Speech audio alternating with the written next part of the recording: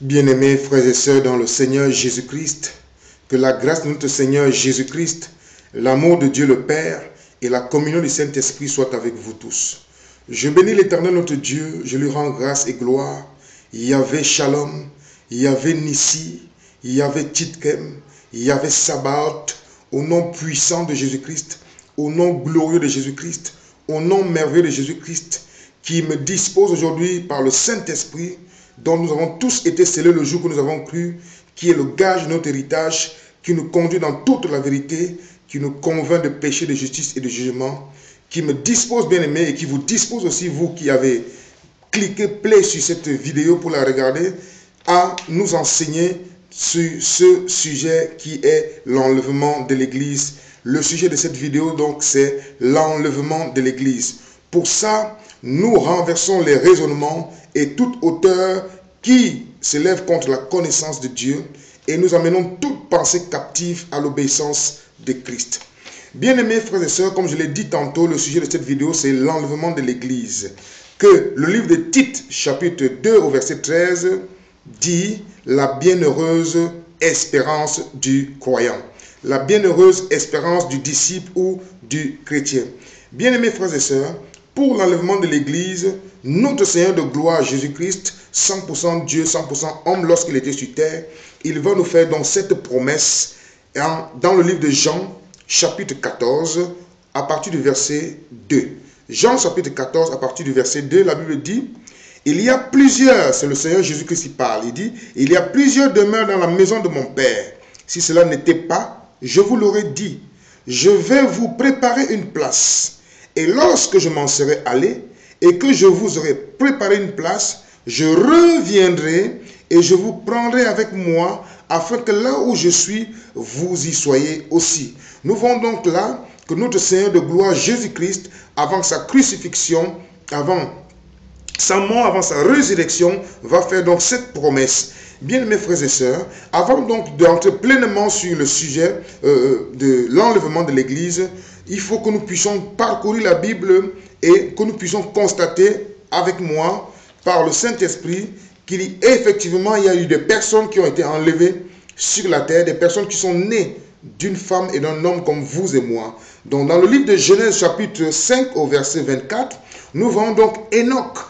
Enoch qui fut enlevé, la première personne dans la Bible qui est enlevée, Genèse chapitre 5 au verset 24. La Bible dit, Enoch marcha avec Dieu, puis il ne fut plus parce que Dieu le prit. Enoch donc le père de Méthusélah, Méthusélah qui est l'homme qui a le plus vécu sur la terre, 969 ans. Enoch donc fut enlevé et nous le voyons aussi nous avons cette confirmation dans le livre de Hébreux chapitre 11. Hébreux chapitre 11 parlant de Enoch qui est la première personne qui fut enlevée. Enoch dans Hébreux chapitre 11 au verset 5. C'est par la foi qu'Enoch fut enlevé pour qu'il ne voie point la mort. Et il ne parut plus parce que Dieu l'avait enlevé. Car avant son enlèvement, il avait reçu le témoignage qu'il était agréable à Dieu. Donc nous avons la confirmation, bien aimés frères et sœurs, donc Enoch véritablement fut enlevé. Et la deuxième personne que nous voyons dans la Bible qui a été enlevée, qui fut enlevée, c'est Élie le Tishbite. Et nous le voyons dans 2 Rois, chapitre 2, au verset 11. Élie le Tishbite, deuxième personnage dans la Bible, né d'une femme et d'un homme qui fut enlevé. Élie le Tishbite, 2 Rois, chapitre 2, au verset 11. La Bible dit, comme il continuait à marcher en parlant, voici, un char de feu et des chevaux de feu les séparaient l'un de l'autre et Élie monta au ciel dans un tourbillon. Là, si vous lisez tout le chapitre, vous comprendrez qu'il s'agit de Élie et de Élisée. Élisée qui donc va vivre l'enlèvement d'Élie dans le ciel. Et nous voyons bien aussi que dans Matthieu chapitre 17, sur la montagne de la transfiguration, Élie va apparaître lorsque le Seigneur de gloire, notre Seigneur de gloire Jésus-Christ va se transformer et Élie va apparaître, Moïse aussi va apparaît, bien aimés frères et sœurs. Donc, il est important que nous sachions déjà que 2 personnes nées d'un homme et d'une femme ont été enlevées sur terre. Et la troisième personne par excellence, qui n'est autre que notre Seigneur de gloire, Jésus-Christ, 100% homme, 100% Dieu, lorsqu'il était sur terre, bien aimés frères et sœurs, il fut aussi enlevé, mais son enlèvement était passé par une épreuve difficile, une épreuve dure, une épreuve horrible dans la chair, bien aimés frères et sœurs, celle de sa mort et de sa crucifixion, sa résurrection, bien aimés frères et sœurs, dont nous le voyons dans le livre des Actes des Apôtres, chapitre 1. Actes des Apôtres, chapitre 1, lorsque notre Seigneur va ressusciter des morts, il va vaincre la mort, il va ramener des captifs du séjour des morts. Nous le voyons dans Actes des Apôtres, chapitre 1, à partir du premier verset, la Bible dit « Théophile, j'ai parlé dans mon premier livre de tout ce que Jésus a commencé de faire et d'enseigner dès le commencement jusqu'au jour où il fut enlevé au ciel, après avoir donné ses ordres par le Saint-Esprit aux apôtres qu'il avait choisis. » Et nous voyons dans le verset 8, précisément, où il fait la promesse du Saint-Esprit de rester à la chambre haute et de recevoir d'abord le Saint-Esprit qui va nous conduire dans tout le ministère. Il s'agit là des premiers frères, des premiers disciples, des premiers apôtres, bien aimés frères et sœurs. S'agissant de cette vidéo, l'enlèvement de l'Église, dont est le titre, au verset 9 de Actes des Apôtres, la Bible dit, après avoir dit cela, il fut enlevé pendant qu'ils le regardaient, et une nuée le déroba à leurs yeux. Et comme ils avaient les regards fixés vers le ciel pendant qu'ils s'en allaient, voici 2 hommes vêtus de blanc leur apparurent et dirent, « Hommes galiléens, pourquoi vous arrêtez-vous à regarder au ciel? Ce Jésus qui a été enlevé au ciel du milieu de vous reviendra de la même manière que vous l'avez vu allant au ciel. » Bien-aimés frères et sœurs, nous voyons donc là que 3 personnes dans la Bible ont été enlevées. Déjà, Enoch premièrement, deuxièmement, Élie le Tishbite, et troisièmement, notre Seigneur de gloire, Jésus-Christ, 100% homme, 100% Dieu. Donc, concernant l'enlèvement de l'Église, j'aimerais préciser, bien aimés frères et sœurs, à partir de cette vidéo, par ma modeste personne, par le Saint-Esprit, interpeller, bien aimés frères et sœurs, ceux qui s'attachent, ceux qui reçoivent cet enseignement qui n'est pas biblique de Matthieu 24, je parle précisément des branhamistes, donc dans le livre de Matthieu 24, il s'agit d'Israël, dans les évangiles, il s'agit d'Israël, sauf le livre de Jean, dont l'Église est concernée. Bel et bien, il s'agit pour nous de considérer tout ce qui est dans la Bible, parce que ça nous appartient, bien aimés frères et sœurs, mais nous devons noter qu'Israël est l'horloge de l'humanité. Israël nous sert d'horloge, bien aimés frères et sœurs. Dans Matthieu 23, Jésus déjà va commencer par condamner les scribes et les pharisiens. Et nous voyons là que donc, Jésus va se lamenter sur Jérusalem dans Matthieu 23. Et dans Matthieu 24, donc, les disciples vont lui faire contempler la beauté du temple. Et dans le livre de Matthieu 24, à partir du verset 2, il dira, mais il leur dit, voyez-vous tout cela? Je vous dis en vérité, il ne restera pas ici pierre sur pierre qui ne soit renversé. Alors ils sont étonnés, les disciples commencent à lui poser des questions. Quel sera le signe de ton avènement et de la fin du monde? Donc il lui pose une question, le signe de ton avènement et non de l'enlèvement, le signe de ton avènement et de la fin du monde. Et donc cette question que les disciples vont faire poser au Seigneur, le Seigneur va commencer à répondre, à donner des signes. Pourquoi pas pour l'enlèvement? Parce que il est à noter, bien aimés frères et sœurs, que l'Église est un mystère, la naissance de l'Église est un mystère, et l'enlèvement de l'Église reste un mystère dont la Bible ne précise en aucun endroit. Bien aimés frères et sœurs, tout se passe par le Saint-Esprit, tout se passe par le Saint-Esprit. Donc, notons bien que dans Matthieu 24, il s'agit d'Israël, mais il s'agit aussi d'Israël concernant l'Église, parce qu'Israël nous sert d'horloge, Lorsque les disciples vont poser la question au Seigneur, quel sera le signe de ton avènement et de la fin du monde. Donc nous savons bien que lorsqu'il s'agit de l'avènement du Seigneur, dans Apocalypse chapitre 19, il s'agit, bien aimés frères et sœurs, du retour à la loi. Il s'agit de la fin de la grâce, après l'enlèvement de l'Église, après que, bien aimés frères et sœurs, l'épouse, l'Église de Jésus-Christ soit enlevée dans le ciel, dans les nuées, ce que nous allons voir tout à l'heure. Donc il est important de préciser que la doctrine branhamiste, dont ils font savoir aux fidèles que Jésus-Christ est déjà descendu, est une fausse doctrine.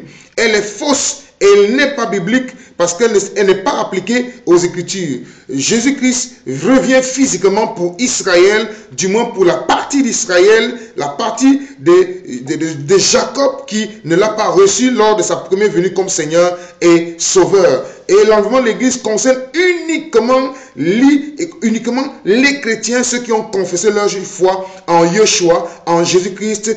Il s'agit d'une partie des enfants d'Abraham, de Jacob, et une partie des gentils, des païens, des nations bien-aimées, frères et sœurs. Ça, il faut le savoir. Et beaucoup de bien-aimés prennent le livre de Matthieu 24 à partir du verset 36 qui dit ceci.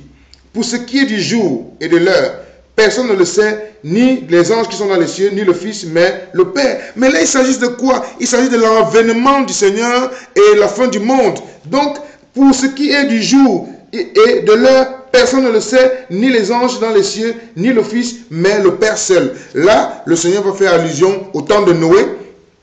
Au temps de Noé, nous savons que 8 personnes ont été sauvées. Noé, son épouse, ses 3 fils, Sem, Japheth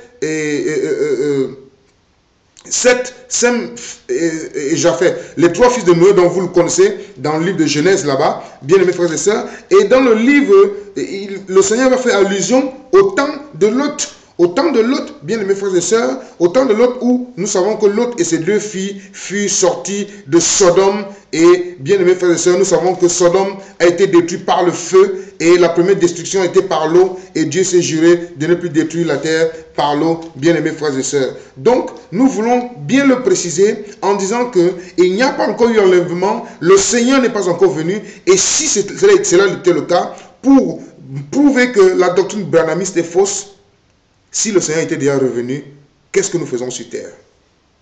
Qu'est-ce que nous faisons si il y avait déjà eu enlèvement? Si le Seigneur était déjà venu dans les nuées, comme vous montrez bien les photos, soi-disant, a été filmé en expliquant avec un français vraiment séduisant, le Seigneur n'est pas encore venu. Si le Seigneur était déjà venu pour enlever l'Église dans les nuées, nous ne serons plus sur terre et la terre ne sera plus à cet état, bien aimés frères et sœurs, parce que lorsque l'Église sera enlevée, directement, l'Antéchrist va prendre le pouvoir, bien-aimés frères et sœurs, et il va commencer à persécuter l'Église. Il va commencer à persécuter les chrétiens.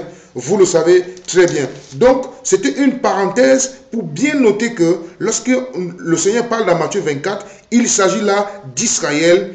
Il s'agit là de l'avènement du Seigneur. Il s'agit là de la fin du monde. Cela nous concerne parce que nous qui sommes l'Église, nous qui sommes l'âge, la 6e dispensation, ça nous sert d'horloge, ça nous sert de miroir, que nous puissions savoir que alors là, Israël est encerclé par les nations, alors là, les terres juives sont déjà prises par les Philistins, par la Palestine, alors là, les nations se réunissent contre Israël, ils haïssent Israël, alors là, nous commençons à comprendre que le temps est proche et entre la 69e semaine de Daniel et la 70e semaine de Daniel, nous savons que c'est le temps de l'Église qui est de 2 jours, qui est de 2000 ans. Un jour sont à tes yeux comme 1000 ans comme un jour. Bien aimés frères et sœurs, vous le savez très bien. Donc, il était important de pouvoir le noter que ceux qui sont trompés, ceux dont on trompe en disant que le Seigneur est déjà venu, le Seigneur n'est pas encore venu.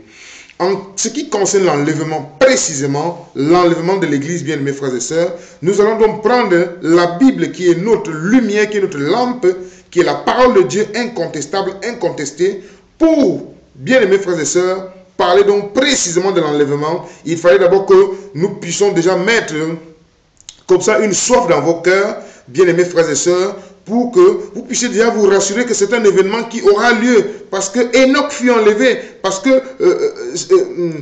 Élie le Tishbite fut enlevé, parce que notre Seigneur de gloire, Jésus-Christ, après avoir après être passé par la mort, fut enlevé. Donc, la Bible va nous expliquer donc dans le livre de 1 Corinthiens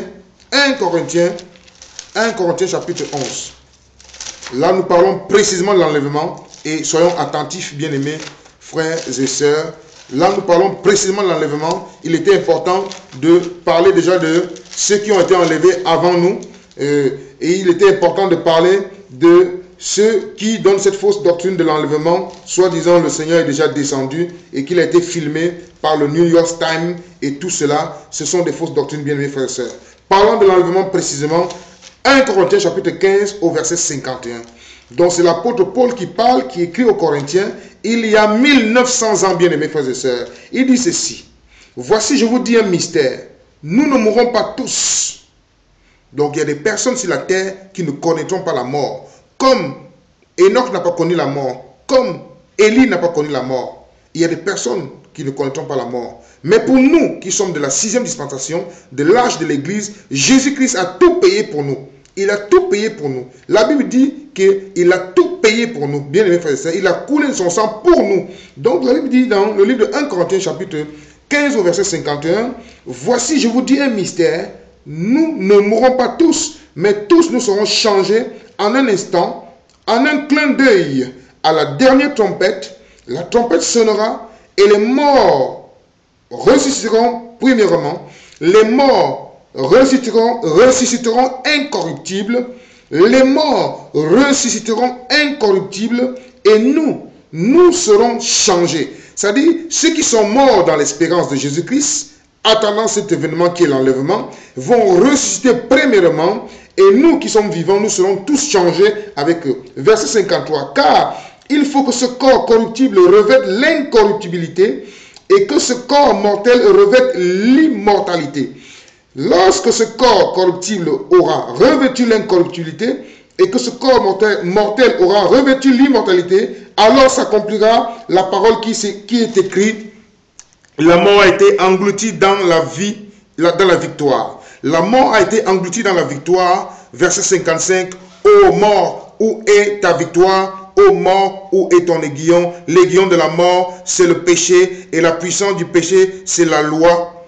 Mais grâce soit rendue à Dieu qui nous donne la victoire par notre Seigneur Jésus-Christ. Bien-aimés frères et sœurs, jusqu'au verset 58. Ainsi, mes frères, bien-aimés, soyez fermes, inébranlables, travaillant de mieux en mieux à l'œuvre du Seigneur, sachant que votre travail ne sera pas vain dans le Seigneur. Bien-aimés frères et sœurs, donc nous voyons là, dans le livre de 1 Corinthiens chapitre 15 au verset 51, précisément, que nous attendons l'enlèvement de l'Église. Et 1 Thessaloniciens chapitre 4, 1 Thessaloniciens chapitre 4, nous parle précisément de l'enlèvement en disant ceci. À partir du verset 13 de 1 Thessaloniciens chapitre 4. Nous ne voulons pas, frères, que vous soyez dans l'ignorance au sujet de ceux qui sont décédés, au sujet de ceux qui dorment dans certaines versions de la Bible, au sujet de ceux qui sont décédés, afin que vous ne vous affligez pas comme les autres qui n'ont point d'espérance. Bien sûr que ceux qui n'ont pas d'espérance, l'espérance en Jésus-Christ, sont affligés. Ils sont troublés, ils sont affligés par toutes ces nouvelles que nous apprenons à la télévision, la crise économique, les guerres, les attentats. Ils sont affligés, ils se posent des questions. Et la Bible nous dit, donc, depuis l'an 90, donc, que l'époque de Paul, que Paul écrit donc cet épître aux Thessaloniciens, il dit, nous ne voulons pas que vous soyez troublés. Nous ne voulons pas que vous soyez troublés au sujet de ceux qui sont décédés dans l'espérance de Jésus-Christ. Bien, mes frères et sœurs. Verset 14, car si nous croyons que Jésus est mort et qu'il est ressuscité, croyons aussi que Dieu ramènera par Jésus-Christ et avec lui ceux qui sont décédés. Voici en effet ce que nous vous déclarons d'après la parole du Seigneur. Nous les vivants, restés pour l'avènement du Seigneur, nous ne devancerons pas ceux qui sont décédés. Car le Seigneur lui-même a un signal donné à la voix d'un archange au son de la trompette de Dieu, descendra du ciel, et les morts en Christ ressusciteront premièrement. Ensuite, nous les vivants qui serons restés, nous serons tous ensemble enlevés avec eux sur des nuées à la rencontre du Seigneur dans les airs. Nous serons enlevés dans les airs. Si les branhamistes disent que Jésus-Christ est venu et qu'il était comme ils le disent, parlant de la nuée, mais qu'est-ce que nous faisons sur terre?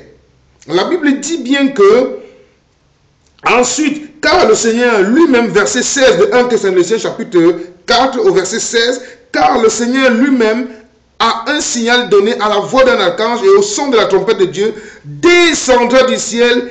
Ensuite, et il y a une virgule, et les morts en Christ ressusciteront premièrement. Au verset 17, ensuite, nous les vivants qui seront restés, nous serons tous ensemble, enlevés avec eux sur des nuées à la rencontre de notre Seigneur dans les airs. Et ainsi, nous serons toujours avec le Seigneur. Verset 18, bien-aimés frères et sœurs. Consolez-vous donc les uns les autres par ces paroles. Donc, bien-aimés frères et sœurs, comme je vous l'ai dit tantôt, le titre de cette vidéo, c'est l'enlèvement de l'Église.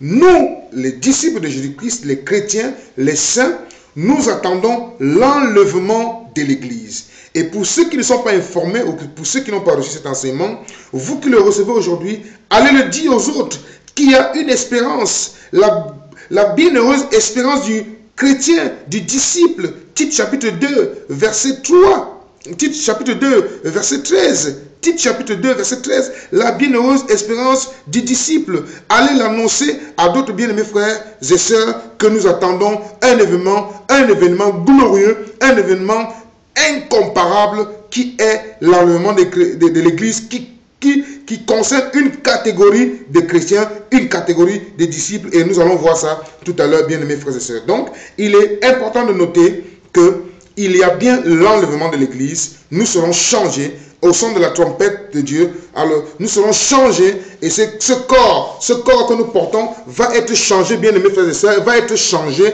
en un corps incorruptible, et nous serons désormais avec le Seigneur, bien-aimés frères et sœurs. Donc, l'enlèvement de l'Église concerne les disciples de Jésus-Christ, concerne les saints, bien-aimés frères et sœurs. Et quelle catégorie de saints? L'enlèvement de l'Église est un événement qui concerne les saints et non Israël.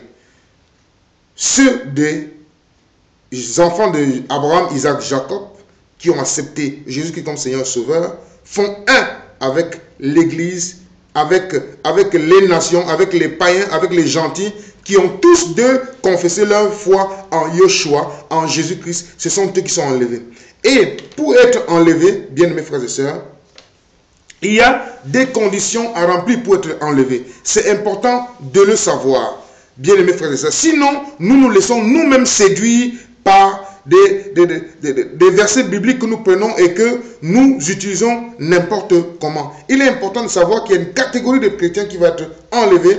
Et si vous êtes en l'écoute de ce message, de cette vidéo, c'est une trompette, c'est un avertissement, c'est pour vous le moment de vous réveiller et de vous préparer à l'enlèvement, de vous préparer à la rencontre de que nous puissions nous préparer à la rencontre de notre Seigneur de gloire, bien-aimés frères et sœurs. Donc, pour être enlevé, il faut que Acte 2, 28 soit appliqué dans votre vie. Qu'est-ce que Acte 2, 28 dit? Acte 2, 38, précisément. Acte 2, 38. Pour être enlevé, pour nous préparer à la rencontre de notre Dieu Jésus-Christ qui viendra nous chercher dans les airs, dans les nuées, nos corps, ce corps corruptible sera changé à des corps glorieux. Pour être enlevé, Acte chapitre 2, verset 38 doit être appliqué. Pourquoi? Parce que nous devons, le Seigneur vient chercher une église sans tache ni ride ni rien de semblable. Acte chapitre 2, verset 38. Pierre leur dit, ayant écouté dans la parole, ayant écouté l'évangile, ayant été touché dans leur cœur quand vous lisez tout le chapitre de Acte 2.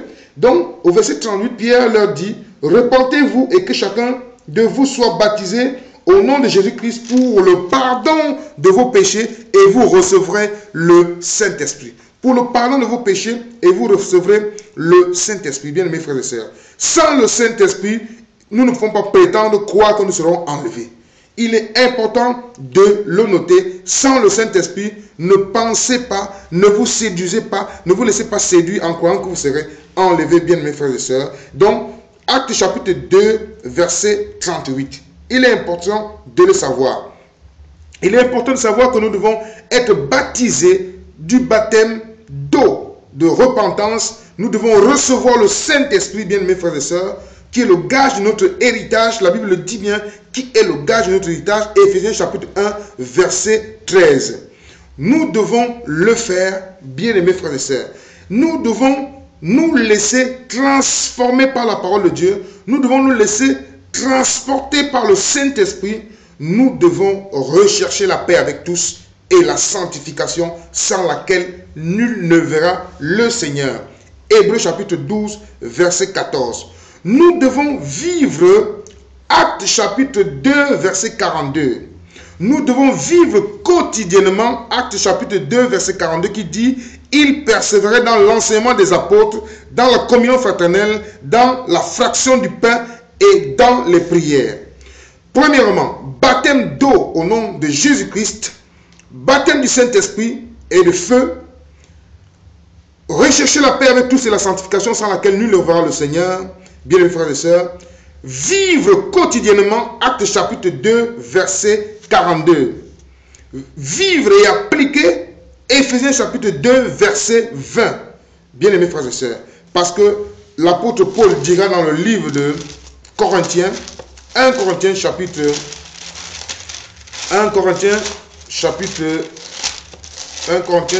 15, l'apôtre Paul dira, je vous rappelle, frères, l'évangile que je vous ai annoncé, que vous avez reçu, dans lequel vous avez persévéré et par lequel vous êtes sauvés, si vous le retenez dans les termes où je vous l'ai annoncé, autrement, vous aurez cru en vain. Donc, il faut bien mes frères et sœurs, que Éphésiens 2, 20 soit appliqué dans nos vies.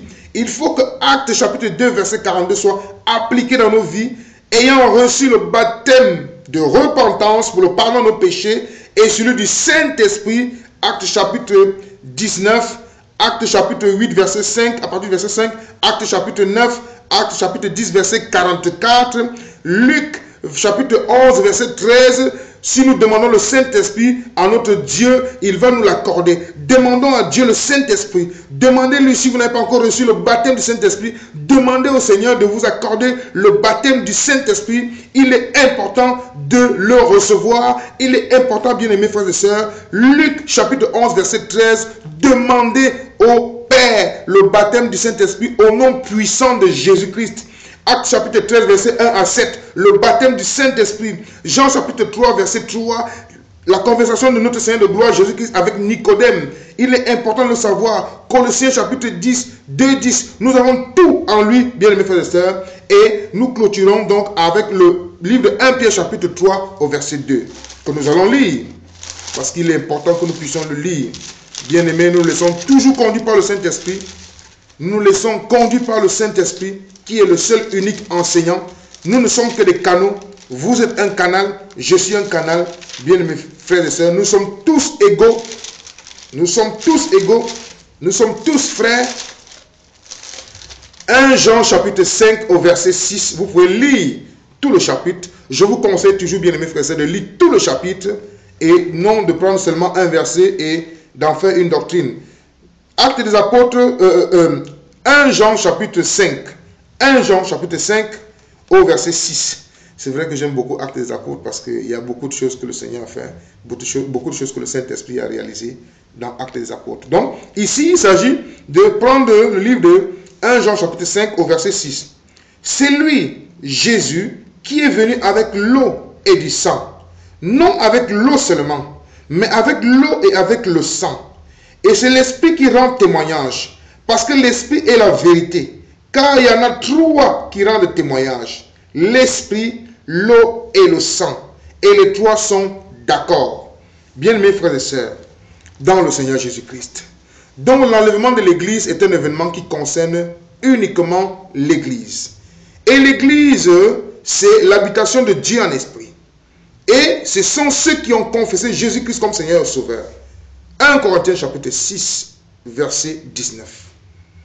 L'Église est composée d'une partie d'Israël et une partie des païens, des nations, des gentils. C'est cette Église-là qui doit être enlevée. Et il est à noter, bien aimés frères et sœurs, pour ceux qui vont rater l'enlèvement. Pour ceux qui vont rater l'enlèvement, Apocalypse chapitre 7 est la réponse. Apocalypse chapitre 7. Ils vont être tués, ils vont être massacrés par l'antéchrist qui va venir prendre le pouvoir. Un homme qui va se lever au-dessus de toute la terre, comme Nebuchadnezzar était à l'époque à Babylone. Il y a un homme qui va se lever sur toute la terre, comme Nimrod était à l'époque. Un homme qui va se lever sur la terre, ayant le même esprit qui habitait en ces gens-là, Nimrod, Nebuchadnezzar et tous les empereurs. Cet homme va prendre le contrôle de toute la terre et il est notre contemporain. Nous sommes à ce temps, nous sommes à la fin des temps. Jésus-Christ revient bientôt enlever l'église dans les nuées, dans les airs, bien-aimés frères et sœurs. Et ceux qui vont rater l'enlèvement, c'est des chrétiens qui ne sont pas enseignés au sujet de l'enlèvement. C'est des chrétiens qui se négligent, qui continuent de fédérer avec les églises, qui continuent de se plaire dans le catholicisme romain, dans le protestantisme, dans le branhamisme, dans les témoins de Jéhovah, dans tous ces courants religieux qui ne gardent pas totalement la parole de Dieu. Tous ces chrétiens qui continuent à se plaire dans ce système religieux, voilà ce qui vous arrive. Vous allez rater l'enlèvement et je ne vous conseille pas, bien aimés frères et sœurs, de rater l'enlèvement parce que vous allez payer du prix. Vous allez payer par votre mort. Apocalypse chapitre 7 à partir du verset 9. Après cela, je regardais et voici, il y avait une grande foule que personne ne pouvait compter. De toute nation, de toute tribu, de tout peuple et de toute langue. Ils se tenaient devant le trône de Dieu, devant l'agneau, revêtus de robes blanches et les palmes dans leurs mains. Et ils criaient d'une voix forte en disant, le salut est à notre Dieu qui est assis sur le trône et à l'agneau. Et tous les anges se tenaient autour du trône, des vieillards et les 4 êtres vivants. Ils se prosternaient sur leur face devant Ils se prosternèrent sur leur face devant le trône et ils adoraient Dieu en disant Amen. La louange, la gloire, la sagesse, l'action de grâce, l'honneur, la puissance et la force soient à notre Dieu au siècle des siècles. Amen. Verset 13. Et l'un des vieillards prit la parole. Verset 13. Et l'un des vieillards prit la parole et me dit, ceux qui sont revêtus de robes blanches, qui sont-ils?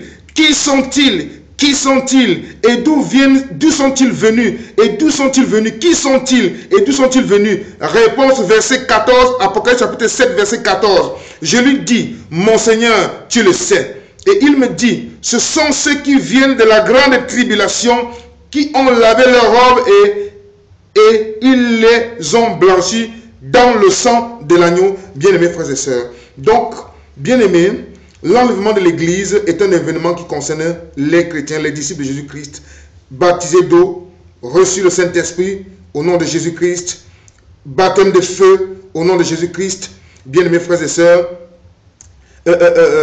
recherchez la paix avec tous et la sanctification sans laquelle nul ne verra le Seigneur. Si vous avez des objets volés chez vous, il faut les restituer. Si vous avez des dettes, il faut les payer. Il faut faire tout, bien-aimés frères et sœurs, dans un esprit vraiment de soumission totale à la parole de Dieu. Vous laissez conduire par le Saint-Esprit et non plus vous laissez entraîner par l'ennemi qui vous dira, vous voyez, vous avez encore des dettes, bon, vous ne serez pas enlevé, vous voyez, vous avez telle chose, vous ne serez pas enlevé. Bien, mes frères et sœurs, si vous avez envie de payer vos dettes, si vous avez envie de payer vos dettes et que vous êtes en train de payer, qu'il y ait l'enlèvement, je crois du fond de mon cœur que vous serez enlevé, bien, mes frères et sœurs. Donc, il faut au moins avoir envie, cette envie-là de le faire. Et le Seigneur connaît nos cœurs, il sonde les cœurs et les reins. Donc, il faut régler toutes ces choses-là. Il faut vivre Actes chapitre 2, verset 38, Actes chapitre 2, verset 42, Éphésiens 2, 20, bien-aimés frères et sœurs, Hébreux 12, 14, bien-aimés frères et sœurs, nous devons le vivre.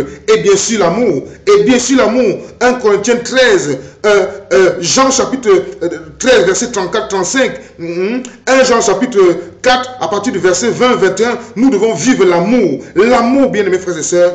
Je crois que par cette vidéo, vous avez été informés, j'ai été informé, nous avons encore été saisis de nouveau par le Saint-Esprit pour comprendre l'importance, que c'est important de pouvoir assister à cet événement glorieux, à cet événement de grâce que Dieu nous offre par Jésus-Christ, notre Seigneur, notre Sauveur, bien-aimés frères et sœurs. Donc, l'enlèvement de l'Église, 1 Corinthiens chapitre 15 au verset 51, à partir du verset 51 jusqu'au verset 58, 1 Thessaloniciens chapitre 4 verset 13 à verset 18, bien-aimés frères et sœurs, je crois que vous avez été bénis, soyez remplis du Saint-Esprit. Luc chapitre 11, demandez le Saint-Esprit au Père, il vous l'accordera. Que Dieu vous bénisse au nom puissant de Jésus-Christ. Soyez remplis du Saint-Esprit, soyez remplis du Saint-Esprit, recevez le Saint-Esprit au nom puissant de Jésus-Christ, au nom glorieux de Jésus-Christ, au nom merveilleux de Jésus-Christ. Que Dieu vous bénisse, bien-aimés frères et sœurs. Shalom.